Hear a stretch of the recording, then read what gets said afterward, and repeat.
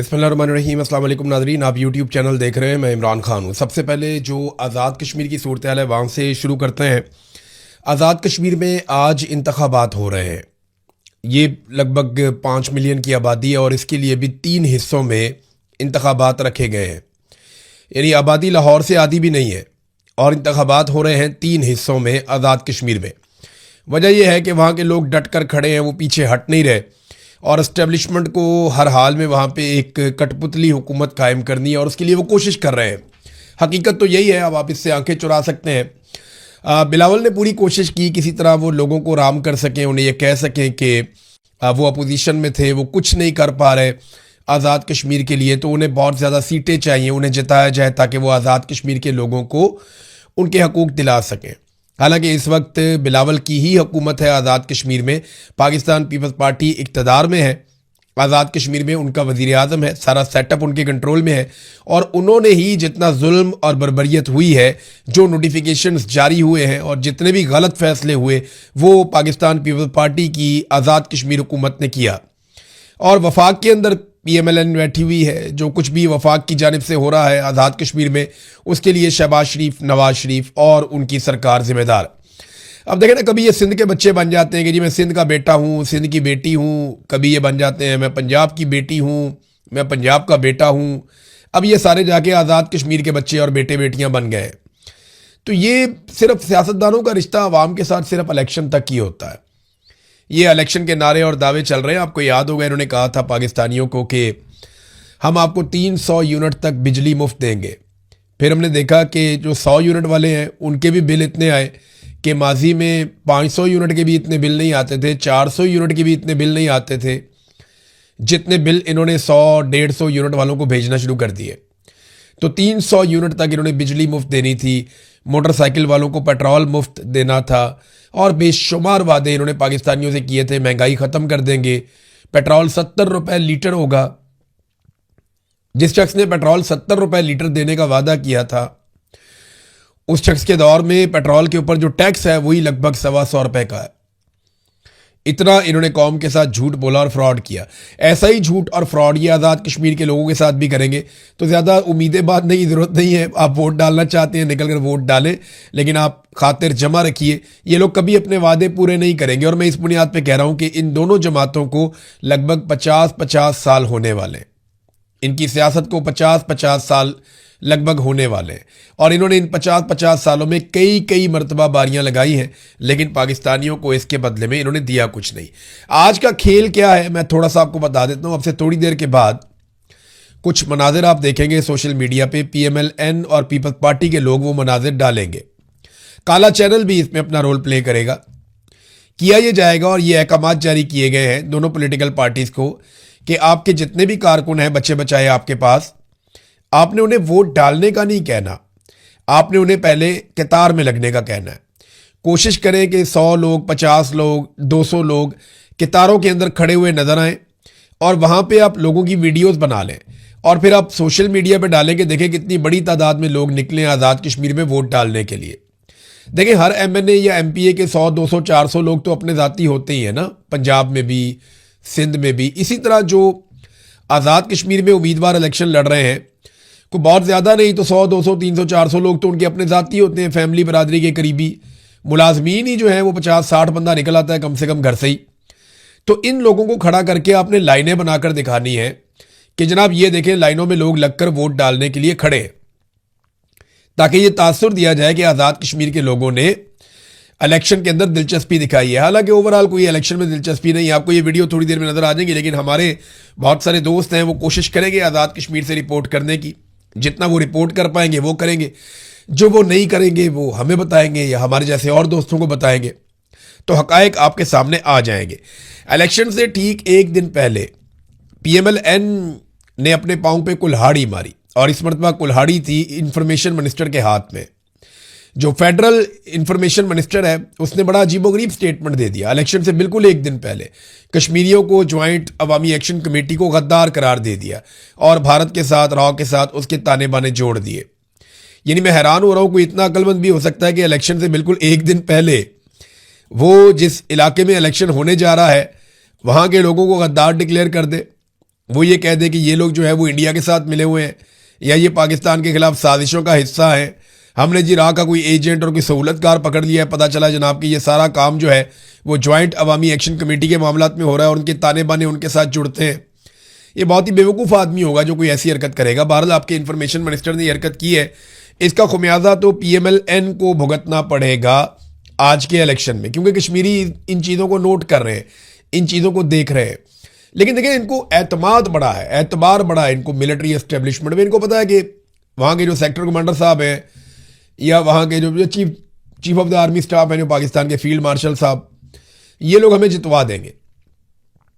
PTI वैसे ही मुकाबले से बाहर है, ज्वाइंट अवामी एक्शन कमेटी इलेक्शन लड़ ही नहीं रही। तो ये टोटल 4-5 जमातें हैं जो इलेक्शन में, जिनमें खास तौर पे पीपल्स पार्टी का और फजल रहमान साहब का इत्तेहाद हुआ है। PMLN जो है वो अपना इलेक्शन लड़ रही है और एक इत्तेहाद करवाया गया है मुस्लिम कॉन्फ्रेंस का और IPP का। तो ये जनाब 4-5 जमातें हैं जिनके लिए मैदान खुला छोड़ा गया है और इन्हीं में सीटें बांट के तो आपस में इनकी हुकूमत बना दी जाएगी। और इनको पता है कि हुकूमत बनाने के लिए हमें अवाम की ज़रूरत नहीं है, ये तो मिलिट्री एस्टेब्लिशमेंट जिनके जूते हम पॉलिश करेंगे वो हुकूमत बना कर देंगे। तो इसलिए अब ये किसी को गद्दार कहें, चोर कहें, डाकू कहें, लोगों को नाराज़ करें, इससे इन्हें फ़र्क कोई नहीं पड़ता। अलीमा खानम नाजरीन जहाँ जहाँ पब्लिक में जा रही है काफ़ी अच्छा उनको रिस्पॉन्स मिल रहा है। उन्होंने 3 मुतालबात सामने रखे हैं, ये तीनों मुतालबात बड़े इंपॉर्टेंट हैं।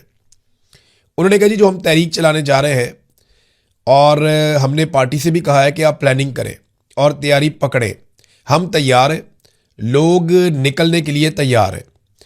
हमारा पहला मुतालबा यह है कि इमरान खान का अस्पताल में इलाज करवाया जाए। हमारा दूसरा मुतालबा यह है कि इमरान खान की कैद तन्हाई का खात्मा किया जाए, उनकी मुलाकातें बहाल की जाएं, उनके तमाम कानूनी हकूक बहाल किए जाएं।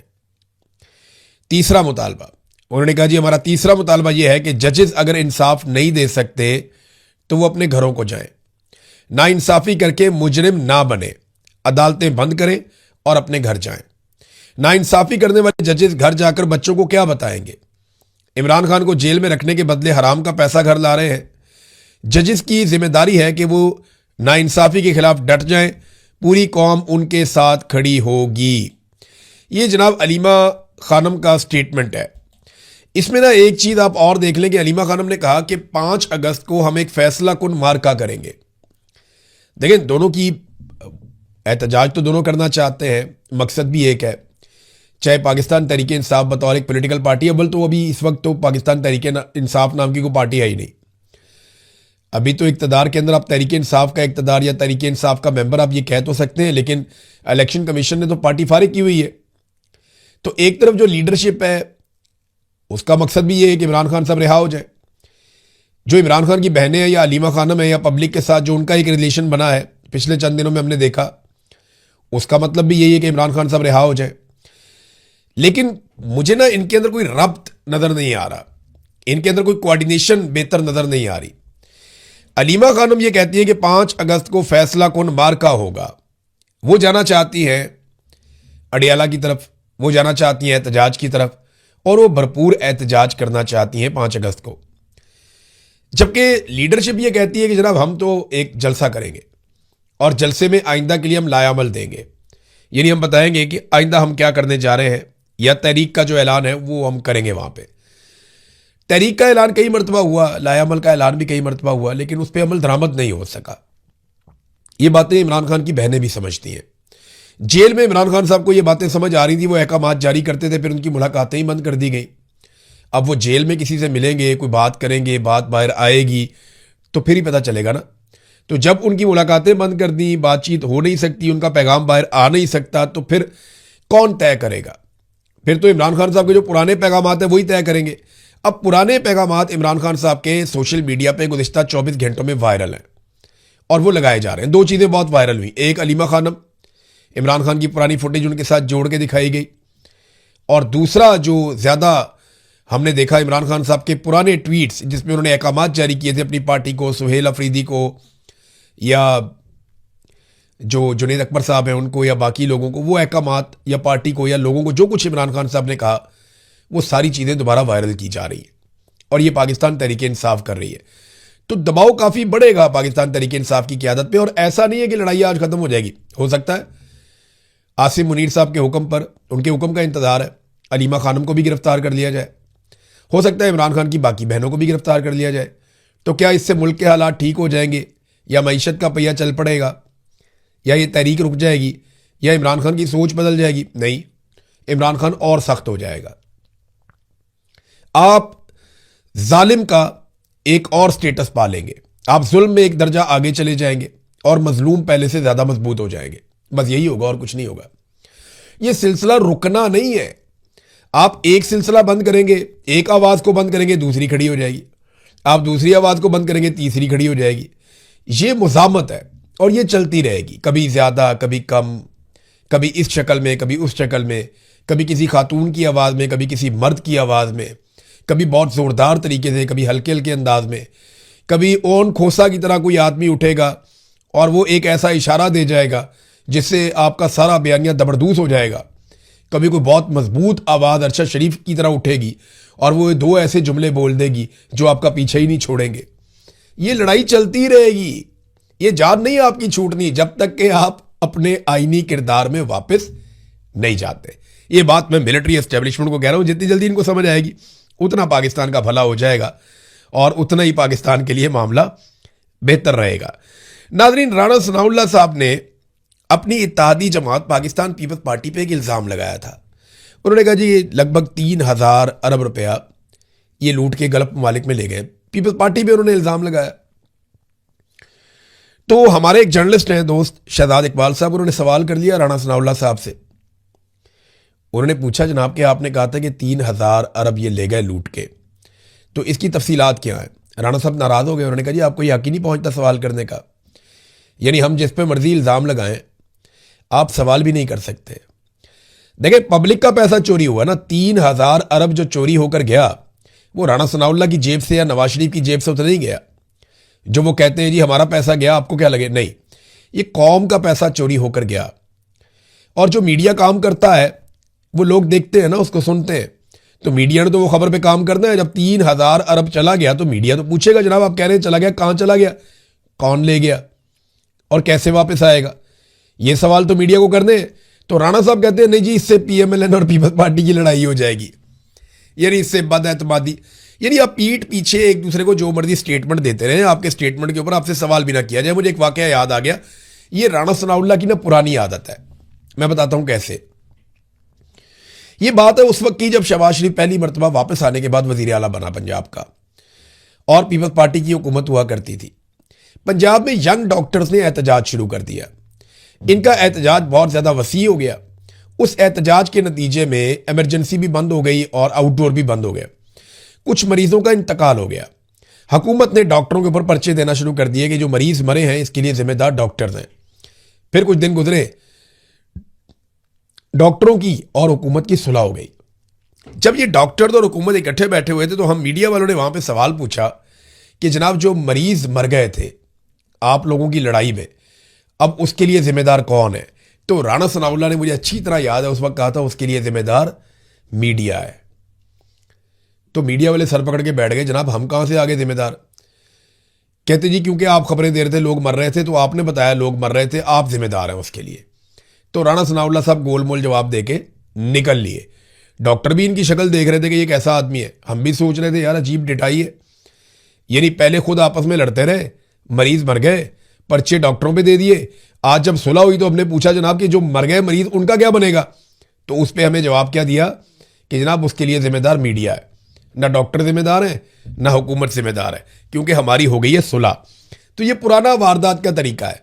मोहसिन नकवी ने भी कहा था ना कि लगभग 100 अरब डॉलर पाकिस्तानियों का लूट कर पहुंचा दिया गया है पाकिस्तान से बाहर, दुबई में चला गया, बाकी अरब ममालिक में चला गया।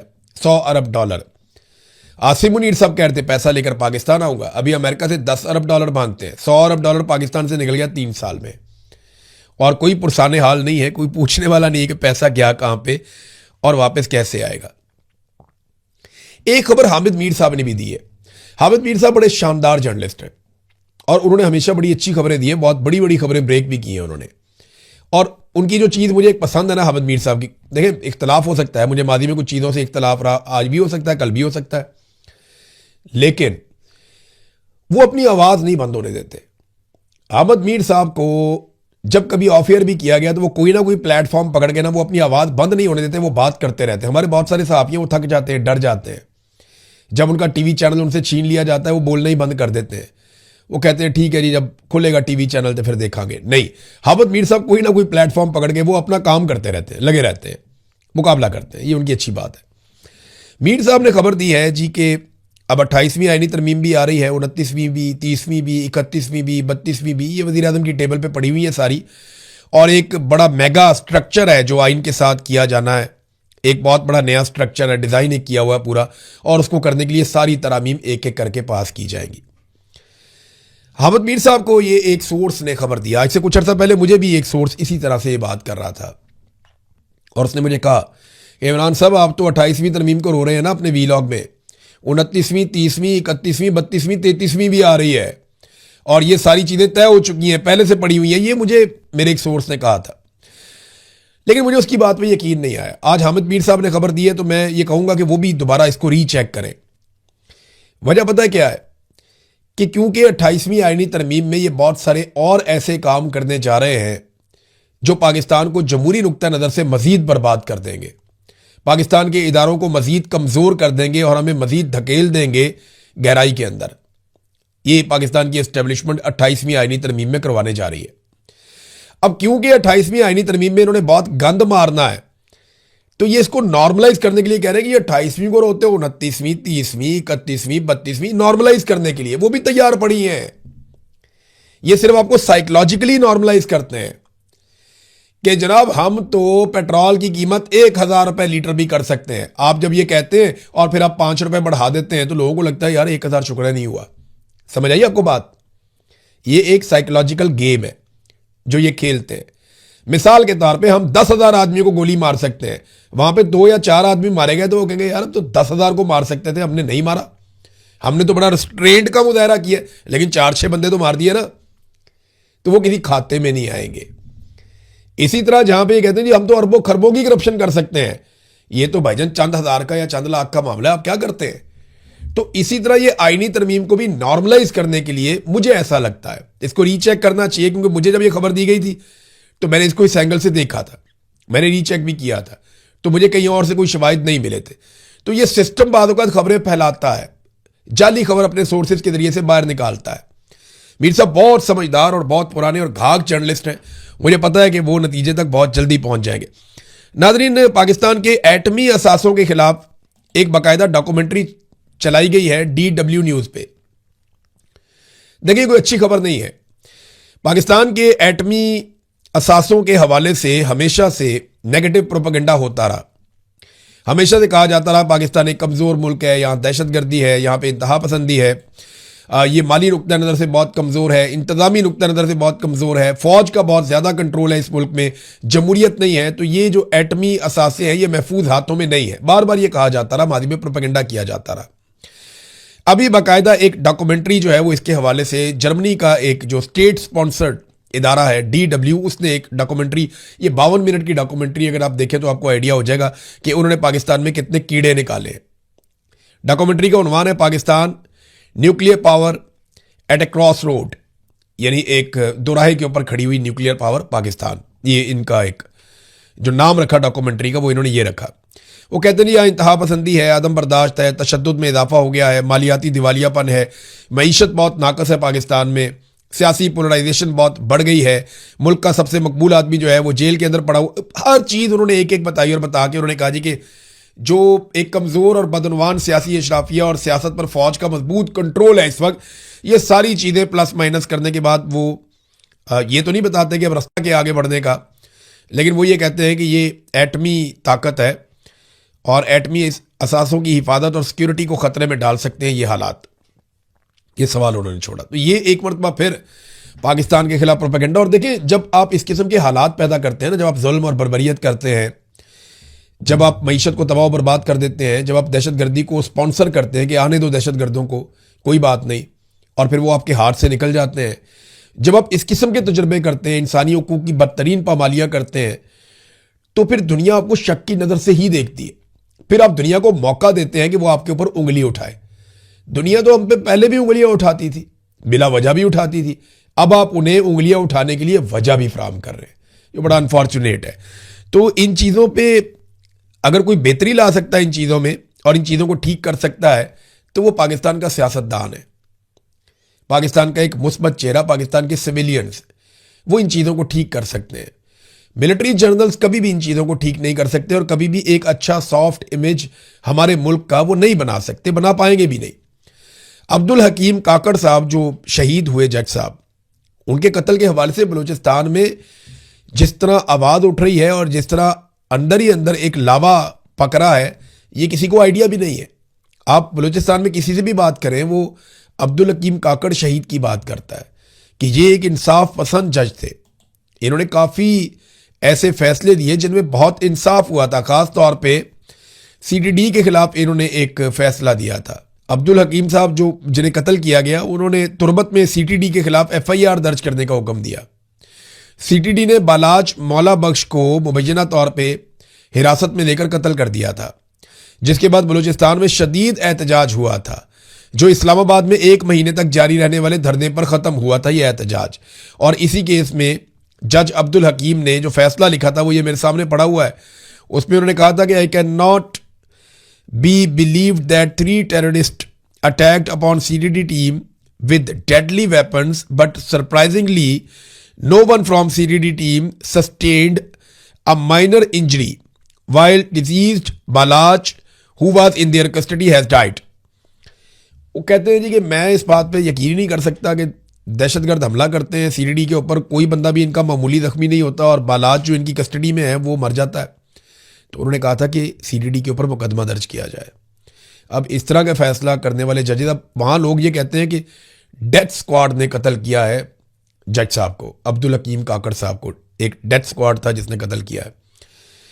अब ये डेथ स्क्वाड जो है इनको फ्री हैंड है बिल्कुल, वहाँ पे ये वहाँ घूमते हैं फिरते हैं। इसके बारे में थोड़े दिन पहले अख्तर मेंगल साहब ने भी कहा, इसी के बारे में जो है वो बात कर रहे थे महमूद खान अचकजई साहब भी, बाकी लोग भी, बलोच पश्तून सब कहते हैं कि डेथ स्क्वाड बने हुए हैं और वो बंदे मार रहे हैं, टारगेट किलिंग हो रही है और उनको पूछने वाला कोई नहीं है, उनको फ्री हैंड है।